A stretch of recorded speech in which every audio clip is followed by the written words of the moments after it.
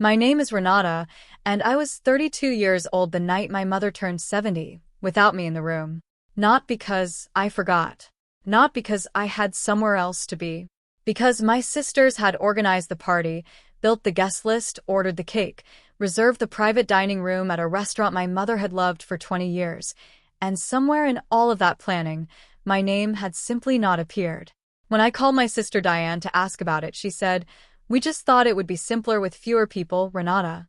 It's not personal." Mom understood. I said okay. I made dinner with my neighbor Frances and her mother that evening, and they set a place for me without being asked, and we ate together, and I drove home. What none of them had thought to consider, what my sisters had no reason to look for because my mother had never mentioned it to anyone, was that my mother had been thinking. Quietly, carefully, in the way she has always done the things that matter most to her. And 2 weeks after that party, she made a phone call. I'll tell you what happened when that document came to light. But first I want you to understand who my mother is, and why what she did meant exactly what it meant.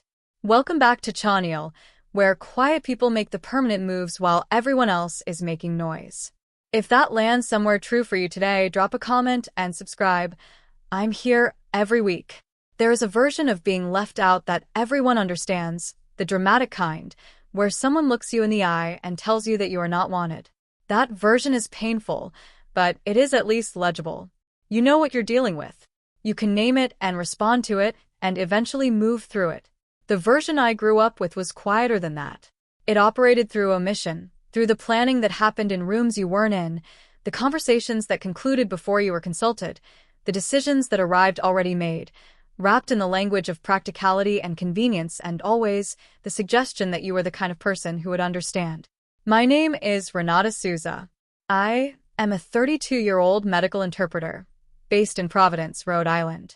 I work primarily in Portuguese and Spanish in hospital and clinic settings, in the particular role of someone who stands between people and information they need and makes sure the words arrive with their full weight intact. I've been doing this work for 7 years, and I am good at it. I notice things, the way a sentence changes shape depending on who is saying it and who is receiving it, the gap between what is meant and what is understood. That noticing is professional habit, but it started long before I was ever paid for it. It started in my family's kitchen in Brockton, Massachusetts, where I grew up the youngest of 3 daughters and learned, fairly early, that the youngest position came with a particular set of structural disadvantages that no one would name out loud. My mother, Lucinda Souza, was born in the Azores and came to the United States at 23 with my father, who's been gone for 14 years now, a heart attack. Sudden, when I was 18, and the family rearranged itself around his absence in ways that none of us fully understood at the time. My mother rebuilt. She worked as a seamstress and then as a tailor with her own small alterations and custom work business operating out of the back room of a dry cleaner on the main commercial street in Brockton. She built that business over 30 years into something that had a genuine reputation. Brides came from 2 counties over for her work, and she had a waiting list for most of the year by the time I was in high school. She was not a woman who spoke about money.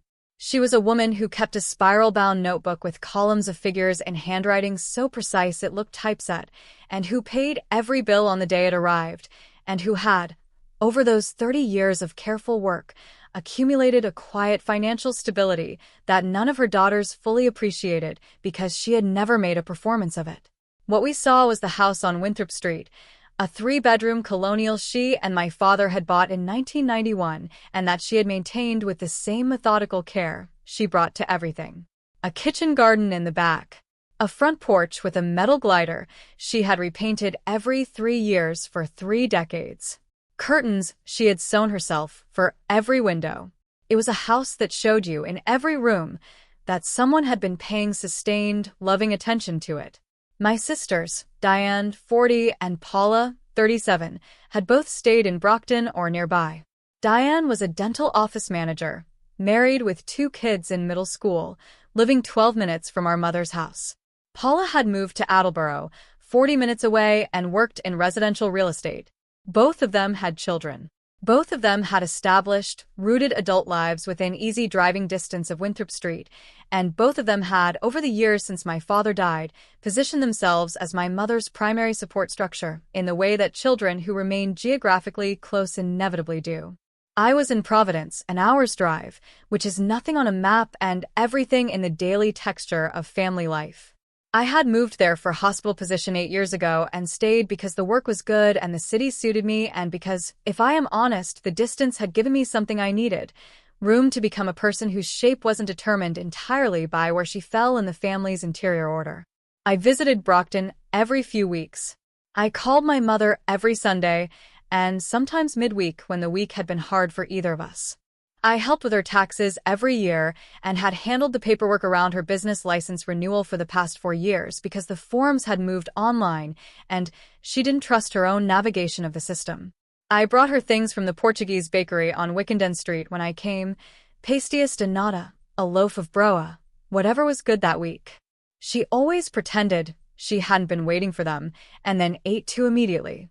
I knew my mother, not in the way you know someone from proximity alone, in the way you know someone because you have paid attention to them specifically and over time because you have been curious about them as a person rather than just as a role.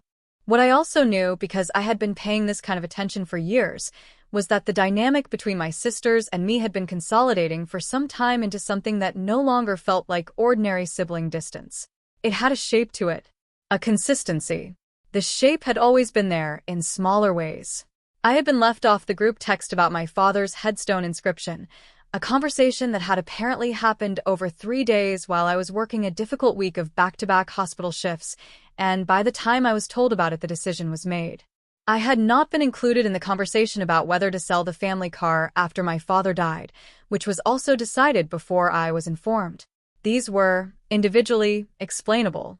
Collectively, over years, they formed a pattern that I had named to myself but not to anyone else, because naming it out loud would have required me to make a case I wasn't sure anyone else could see. The birthday was different because it was not a logistical decision. It was a celebration. It was the kind of event that has no practical justification for exclusion, no tight venue, no complicated history requiring careful management. My mother was turning 70. There was going to be a party. My name was not on the invitation list. I found out the way I had found out about other things, not directly, not from my sisters, but sideways. I called my mother in late September to ask if she had preferences about how she wanted to spend her birthday in November, and she was quiet for a moment in a way that told me she was choosing her words. Then she said, "Diane is organizing something. I think she's been working on it for a while." The phrasing was careful. I think. As if she wasn't entirely sure of the details. As if she had been given selective information. I said, "Am I invited?" Another small quiet. "I assumed you would be," she said. Let me check with Diane." She called me back 2 days later. She said, "Diane says she's keeping it small. Close family and a few friends. She said she thought you might find the drive difficult in November." My mother's voice when she said this had a particular texture. Level, neutral, the voice she uses when she is reporting something she disagrees with, but has decided not to contest directly. I recognized that voice. I had heard it at other moments over the years at other small erasures. I called Diane. Diane said, "It's just the immediate group, Renata. Mom's friends, Paula's family, our families. We thought with your schedule and the drive it made more sense. We just thought it would be simpler with fewer people. It's not personal." Mom understood. I said, "I'm her daughter." Diane said, "Of course you are. But you know how these events can get too many people and it stops being about Mom and becomes about managing everyone. We wanted it to be relaxed. This is the thing about that kind of logic. It is constructed so that the only response that sounds reasonable is agreement. Any pushback becomes proof of the problem she's describing, that I would make it complicated, that my presence would require management. The argument defeats itself. I recognized the structure from years of similar conversations, and I did what I had learned to do with it. I said that I understood. I thanked her. I hung up. The night of the party was a Saturday in the second week of November. I had considered briefly going to Brockton anyway, not to the restaurant, not to make a scene, but to be in the city, close. I decided against it. It would have felt like hovering, and hovering is not my way. Instead, I called Frances. Frances Bergeron was my upstairs neighbor in the 3-unit house on Benefit Street where I rented the middle floor. She was 58, a retired high school French teacher who had the particular quality of someone who has spent decades in rooms full of young people and has emerged from it with deep reserves of patience and zero tolerance for pretense. Her mother, Annette, was 83 and lived with Francis in the upstairs apartment, a small, bright-eyed woman originally from Quebec who spoke English with a deliberate, musical accent and who had, in the 4 years I had lived below them, become one of my favorite people in Providence. I knocked on Francis's door at 5 and asked if they had plans for dinner. Francis opened the door, looked at my face for exactly 1 second, and said, "Come up at 7. Man is making chicken." When I arrived at 7, the table was set for 3. Annette had put out the good cloth napkins. Francis poured wine. Nobody asked why I was there on a Saturday evening instead of in Brockton. Annette told a long story about a dinner party she had attended in Montreal in 1974 that had gone wrong in an increasingly elaborate series of ways, and we laughed until Frances had to put her glass down, and we ate the chicken, which was very good, and I drove home at 10:30 and sat in my apartment for a while in the particular quiet that follows an evening that was unexpectedly exactly what you needed. My mother called me the next morning. Not about the party. She called the way she called every Sunday, with her ordinary voice, asking about my week. She did not describe the party. I did not ask. There was a version of the conversation happening underneath the conversation, the way there often was with us, and what I understood from it was that she had noticed my absence and that she was not, in any uncomplicated way, at peace with it. What happened over the following 2 weeks, I only understood in retrospect, because I was not there for any of it. What I know is this. My mother went to her own party, smiled at her own friends, ate the dinner her daughters had chosen, received the gifts that had been selected without her input, and was celebrated for an evening in the way that people are celebrated when someone else has decided what the celebration should look like. And then she went home. And she thought about things in the way she had always thought about things, quietly, without announcing her conclusions, over several days, and with the particular patience of a woman who had built a business and raised 3 daughters and buried a husband without ever once making a public scene. I know she called her attorney. His name was Martin Vaz, a Brockton attorney who had handled my parents' estate planning since the late 90s, a careful man who had the specific quality of someone who has been trusted with important things for a long time and takes that trust seriously. My mother had worked with him on and off for years. Her will, the business succession documents, the deed to the house after my father passed. He knew her well enough to understand, when she called, that what she was asking for was neither impulsive nor ambiguous. She made an appointment for the following Wednesday afternoon. She did not tell Diane. She did not tell Paula. She did not tell me. What she told me, on the Sunday after the appointment, was only, "I had some paperwork taken care of. Nothing for you to worry about." And then she asked about my week, and we talked for 20 minutes about a difficult patient interaction I'd had, and she offered the kind of precise, considered response she always gave when I brought her something that mattered to me. I noticed the mention of paperwork. I filed it. I did not ask because she had not offered, and with my mother, I had always known the difference between what she was ready to share and what she was still holding. What I did not know, and would not know until a Sunday afternoon gathering 2 months later, was that the paperwork was a POA, a durable power of attorney, and that the document she had signed and witnessed and notarized on that Wednesday afternoon and filed with Martin Vaz's office named one person as her designated agent for financial and medical decisions. Not Diane. Not Paula. Not a joint appointment split among the 3 of us. Me. My mother had called a notary to her house alone on a Wednesday in November, 2 weeks after her 70th birthday party, and she had given me her trust in the most legally durable form available to her. My sisters did not know. Martin Vaz had filed the document. It was already in effect. The date on the notary certification was 2 weeks after the party. The Sunday gathering where this came to light was not planned as anything significant. It was a routine family Sunday, the kind my mother hosted 4 or 5 times a year, where Diane and Paula and their families came for afternoon coffee and whatever she had baked, and I drove up from Providence, and we sat around her kitchen table and talked about ordinary things for 2 or 3 hours. I want to be clear. I did not know what was coming. I had not been told about the POA. I arrived the same way I always arrived, with pastries from the Wickenden Street Bakery, a bag over my shoulder, The particular low-key internal adjustment you make when you're about to spend several hours in a context that is sometimes comfortable and sometimes not. Diane's husband Marcus was there. Paula had brought her 2 kids, who were running through the house in a way that meant the adults were only half listening to each other. The kitchen smelled of my mother's almond cake, which she made for occasions she considered worth marking, and which I noticed, but didn't interpret. My mother was calm in the way she is calm when she has made a decision she is at peace with. I recognized that particular quality in her, a settled quality, as if the interior work is done, and what remains is simply the present. I had seen it after my father's funeral. I had seen it the day she made the final payment on the house. I saw it that afternoon and I noted it, and I still did not know what it meant. We were about 40 minutes into the afternoon when my mother said, to no one specifically and to everyone in the room, "I want to tell all of you about something I took care of in November." The room didn't change immediately. The kids were still running. Marcus was looking at his phone. Paula was refilling her coffee. My mother said, "I called Martin and had my power of attorney updated. I should have done it years ago after your father. I wanted you all to know it's been filed." Diane looked up from the table. "Oh," she said, in the tone of someone who considers this her domain and is adjusting to having not been consulted. "That's good. Did you want to talk through the options? We could have."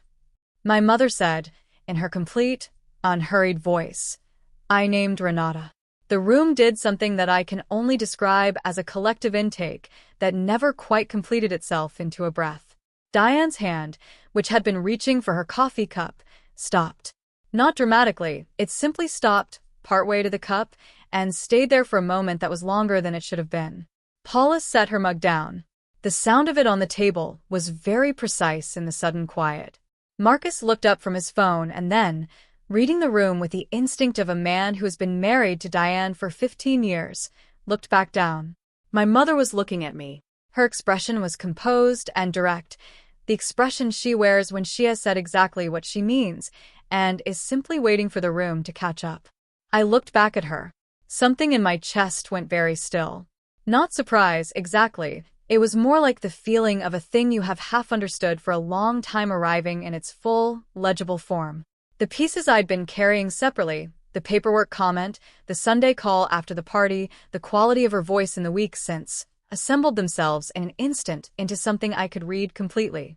I said, "Mom," she said, "it was always going to be you." The silence in my mother's kitchen lasted long enough for one of Paula's kids to run through the room without anyone tracking the movement, which tells you how completely the adults had stopped functioning in their normal registers.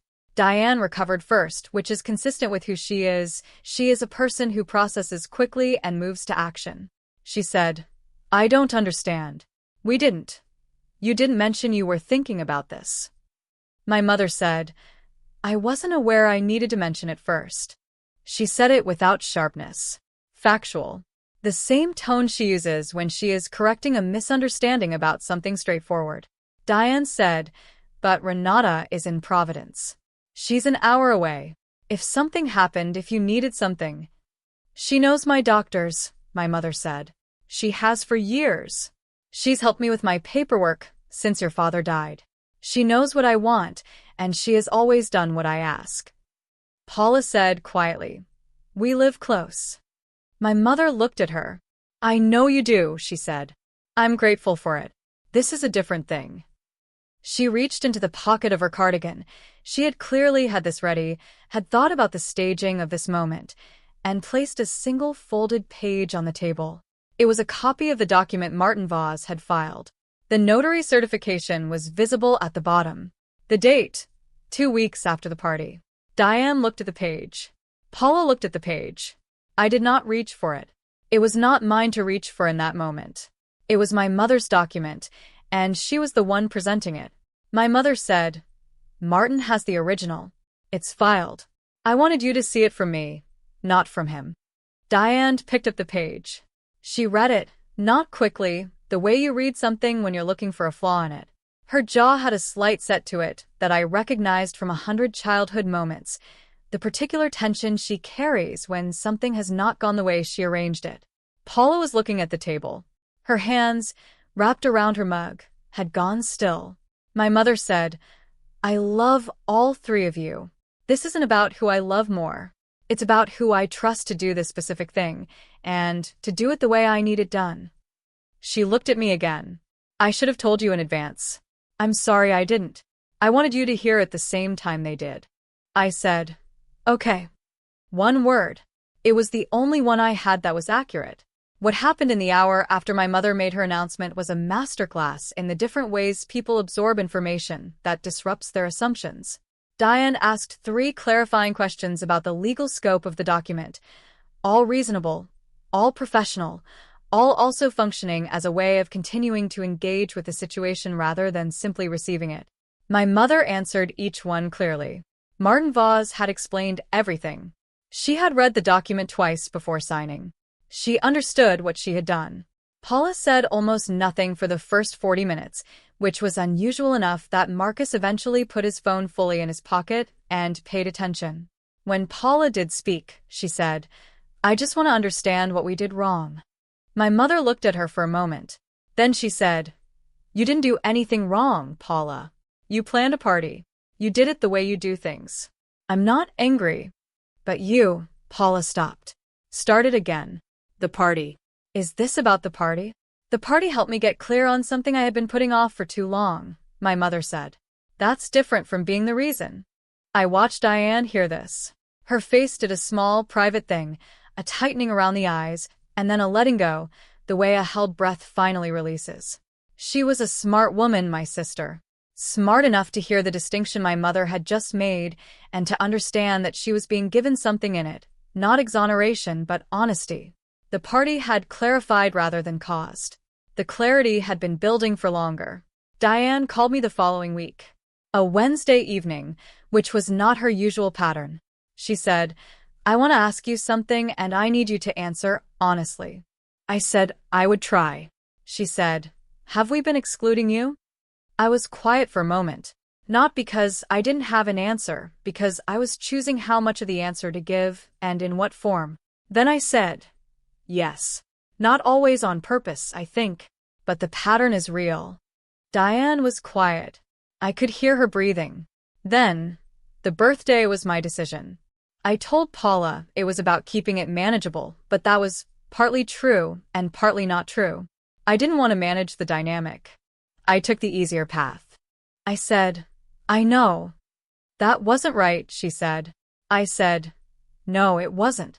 She didn't offer an elaborate apology, and I didn't ask for one. What she offered was accuracy, and that was worth more to me than an apology constructed for its emotional effect. We talked for another 20 minutes about smaller things, her kids, my work, and by the end of the call the air between us had a different quality. Not repaired, exactly. Opened, which is where repair has to begin. Paula's process was slower and more internal, which is consistent with who she is.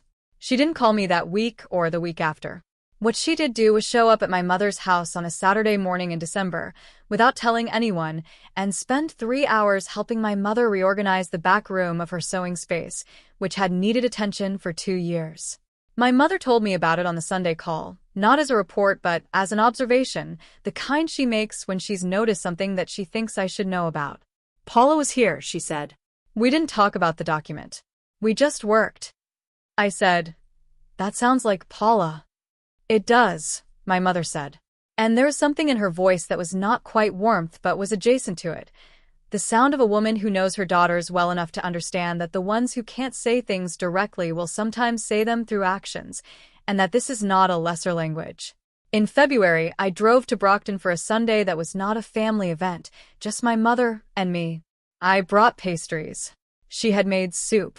We sat in the kitchen for 4 hours and talked in the register we use when no one else is present, slower, more precise, with the long silences that don't need to be filled. I asked her, at some point in the afternoon, why she had never told me about her plans. About the POA. She said, I didn't want you to carry it.